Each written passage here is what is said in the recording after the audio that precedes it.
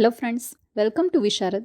મિત્રો, આજે આપણે જૂન 2024માં લેવાયેલ યુજીસી નેટ કોમ્પ્યુટર સાયન્સ પરીક્ષાનો એક મહત્વનો પ્રશ્ન સમજીએ.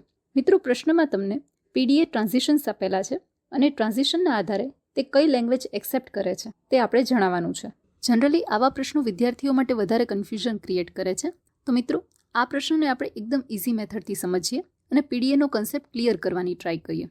આ વિડીયો કમ્પ્લીટ કર્યા પછી તમને પુશ ડાઉન ઓટોમેટામાં એટલે કે પીડીએમાં કોઈ પણ ડાઉટ નહીં રહે. તો આવો મિત્રો જાણીએ વોટ ઇઝ પીડીએ.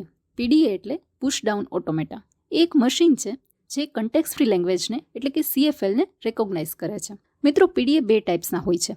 ડીપીડીએ એટલે કે deterministic push down automata and second NPDA એટલે કે non deterministic push down automata. આ બંને પીડીએ સ્ટેકનો યુઝ કરે છે જેની કેપેસિટી ઇન્ફાઇનાઇટ હોય છે, એટલે આપણે ઇઝીલી કોઈ પણ કમ્પેરિઝન કરી શકીએ છીએ. મિત્રો, આ પ્રશ્નમાં આપણને ટ્રાન્ઝિશન ફંક્શન્સ આપેલા છે જેના સિમ્બોલ અને ફંક્શન ઓર્ડર્સની સમજ હોવી જરૂરી છે. અધરવાઇઝ આ ટ્રાન્ઝિશન ફંક્શનને સોલ્વ કરવામાં મુશ્કેલી પડે છે. તો આપણે સમજીએ કે આ પીડીએને ડિફાઇન કેવી રીતે કરવામાં આવે છે. તો પહેલા છે ક્યુ. ક્યુ એટલે સેટ ઓફ સ્ટેટ્સ. મિત્રો, આ પ્રશ્નમાં આપણને Q0, Q1, QF આપેલા છે, જેમાં Q0 એ ઇનિશિયલ સ્ટેટને રિપ્રેઝેન્ટ કરે છે અને QF એ ફાઇનલ સ્ટેટને રિપ્રેઝેન્ટ કરે છે. ત્યારબાદ આવે છે sigma. Sigma A set of input symbols છે, જે સિમ્બોલને એઝ અ ઇનપુટ આપણે આપીએ છીએ. એટલે આપણા પ્રશ્નમાં આપણને A અને B as a input alphabets આપેલા છે. ત્યારબાદ આવે છે ટાઉ, જે set of push down symbols છે, જેને સ્ટેકમાંથી પુશ અને પોપ કરી શકાય છે. એટલે કે જે ઇનપુટ સિમ્બોલ સિવાયના સિમ્બોલ્સ આપણને આપેલા હોય છે, જેનો ઉપયોગ આપણે સ્ટેકમાં પુશ એન્ડ પોપ કરવા માટે કરીએ છીએ, તે ટાઉ તરીકે ઓળખાય છે. નેક્સ્ટ છે ઝેડ. ઝેડ એ ઇનિશિયલ પુશ ડાઉન સિમ્બોલ છે સ્ટેક માટેનો. એટલે કે સ્ટેક જ્યારે એમ્પ્ટી હોય તો ત્યારે તેને Z0 થી રિપ્રેઝેન્ટ કરવામાં આવે છે. નેક્સ્ટ છે ડેલ્ટા. ડેલ્ટા એ ટ્રાન્ઝિશન ફંક્શનને રિપ્રેઝેન્ટ કરે છે. તો અહીં મિત્રો તમે જોઈ શકો છો કે એક ટ્રાન્ઝિશન ફંક્શનને કેવી રીતે બનાવવામાં આવે છે. Q multiply sigma union epsilon multiply tau. તો આ રીતે મિત્રો આ દરેક સેટ ઓફ સિમ્બોલ્સને કમ્બાઇન કરીને એક ટ્રાન્ઝિશન ફંક્શન બને છે. એક નાના એક્ઝામ્પલથી સમજીએ કે આ ટ્રાન્ઝિશન કેવી રીતે પરફોર્મ થાય છે. તો અહીં મિત્રો તમને PBT ટર્નસ્ટાઇલ નોટેશન. ટર્નસ્ટાઇલ નોટેશન એ નેક્સ્ટ મૂવ રિપ્રેઝેન્ટ કરે છે, જેમાં Q, W એન્ડ આલ્ફા આપેલા છે. તો આ મિત્રો શું કહેવા માંગે છે તે સમજીએ. જ્યારે ટ્રાન્ઝિશન સ્ટેટ P થી Qમાં લઈ જવામાં આવે છે, એટલે કે P કરંટ સ્ટેટ છે અને Q નેક્સ્ટ સ્ટેટ છે, તો ક્યારે નેક્સ્ટ સ્ટેટમાં જશે? તો જ્યારે ઇનપુટ સિમ્બોલ B હોય અને સ્ટેકમાં ટોપ પર T હોય, ત્યારે સ્ટેકમાં W ઇન્સર્ટ થશે અને નવી સ્ટ્રિંગ આલ્ફાથી રિપ્લેસ થશે. તો આ રીતે મિત્રો આ ટ્રાન્ઝિશન્સ પરફોર્મ થાય છે. હવે મિત્રો પ્રશ્નમાં આપેલા ટ્રાન્ઝિશન્સને સમજીએ. પહેલું ટ્રાન્ઝિશન જોઈએ તો અહીં Q0 સ્ટેટ આપેલ છે, ઇનપુટ સિમ્બોલ A છે અને સ્ટેકના ટોપ પર Z0 છે, એટલે કે સ્ટેક એમ્પ્ટી છે.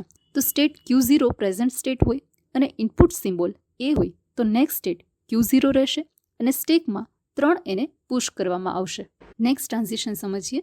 Present state Q0, input symbol A અને top of the stack A હોય ત્યારે નેક્સ્ટ ટ્રાન્ઝિશન Q0 રહેશે અને અગેઇન સ્ટેકમાં 3 એને પુશ કરવામાં આવશે.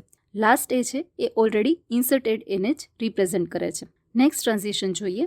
Present state Q0, input symbol B હોય અને top of the stack A symbol હોય તો નેક્સ્ટ સ્ટેટ Q1 રહેશે અને અહીં આપણને લેમ્બડા સિમ્બોલ આપેલ છે, જે પોપ ઓપરેશન કરવા માટે વપરાય છે. પોપ ઓપરેશન કોઈ એક જ સિમ્બોલ પર થાય છે. અહીં લેમ્બડા અથવા એપ્સાઇલમ કોઈ પણ સિમ્બોલ આપેલા હોઈ શકે છે. બંને સિમ્બોલ પોપ ઓપરેશન માટે વપરાય છે. તો મિત્રો આ અગાઉના બે ટ્રાન્ઝિશનમાં આપણે કુલ 6 એને સ્ટેકમાં ઇન્સર્ટ કરેલા છે અને હવે આ ટ્રાન્ઝિશનમાં પોપ ઓપરેશન પરફોર્મ કરીએ છીએ, જેમાં એક ઇનપુટ B થી એક એને સ્ટેકમાંથી પોપ કરવામાં આવે છે. તો હવે પછીનું ટ્રાન્ઝિશન જોઈએ. તો મિત્રો અહીં current state Q1, input symbol B અને top of the stack A represent કરેલ છે. નેક્સ્ટ સ્ટેટ Q1 રહેશે અને લેમ્બડા આપેલ છે, એટલે કે જ્યાં સુધી સ્ટેકમાંથી દરેક એ પોપ આઉટ ના થઈ જાય ત્યાં સુધી આ ઓપરેશન પરફોર્મ કરવાનું છે. એટલે કુલ 5 વખત આ ઓપરેશન પરફોર્મ થશે, બિકોઝ આ અગાઉના ટ્રાન્ઝિશનમાં એક એને આપણે પોપ કર્યો હતો અને હવે બાકીના રહેલા 5 એ માટે આ ટ્રાન્ઝિશન પરફોર્મ થાય છે. આગળ વધીએ.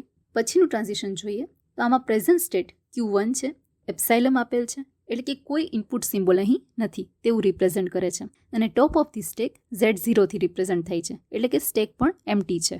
ઇટ મીન્સ દરેક ઇનપુટ સિમ્બોલ જે દરેક એ આપણે ઇન્સર્ટ કરેલા હતા તે પોપ આઉટ થઈ ગયા છે અને ત્યારે પીડીએ QF એટલે કે ફાઇનલ સ્ટેટમાં જાય છે. તો મિત્રો આ ટ્રાન્ઝિશનમાં 2 times A as a input symbol મળે છે, 1 time A as a input symbol હોય ત્યારે સ્ટેકમાં 3 ટાઈમ્સ એને પુશ કરવામાં આવે છે અને આ પ્રોસેસ 2 ટાઈમ્સ થાય છે because 2 times A as a input symbol મળે છે અને જ્યાં સુધી દરેક એ સ્ટેકમાંથી બહાર ના નીકળી જાય ત્યાં સુધી બી પોપ ઓપરેશન પરફોર્મ કરે છે. એટલે કુલ 2 times A as a input symbol અને કુલ 6 time B as a input symbol મળે છે. તો આના આધારે મિત્રો આપણે ઇઝીલી કહી શકીએ છીએ કે આ પુશ ડાઉન ઓટોમેટા A⁻n અને B⁻3n લેંગ્વેજને એક્સેપ્ટ કરે છે. તો મિત્રો પ્રશ્ન જોઈએ. આપણો સાચો ઓપ્શન રહેશે option 3 A⁻n B⁻3n where n is greater than 0. તો હવે મિત્રો તમને આવા પીડીએ ટ્રાન્ઝિશનના ફંક્શનમાં કોઈ ડાઉટ નહીં રહ્યા હોય. આવનારી એક્ઝામમાં એટલે કે યુજીસી નેટ, જીસેટ કે ગેટ એક્ઝામમાં પીડીએ ટ્રાન્ઝિશનના પ્રશ્નો તમે ઇઝીલી સોલ્વ કરી શકશો. તમારા ફીડબેક અમને કમેન્ટ કરીને જરૂરથી જણાવો. ફરી મળીશું મિત્રો એક નવા વિડીયોની સાથે. જો મિત્રો તમને આ વિડીયો પસંદ આવ્યો હોય તો લાઇક કરો, શેર કરો અને સબસ્ક્રાઇબ કરો Visharad YouTube channel. Join Visharad to be Visharad. Thank you very much.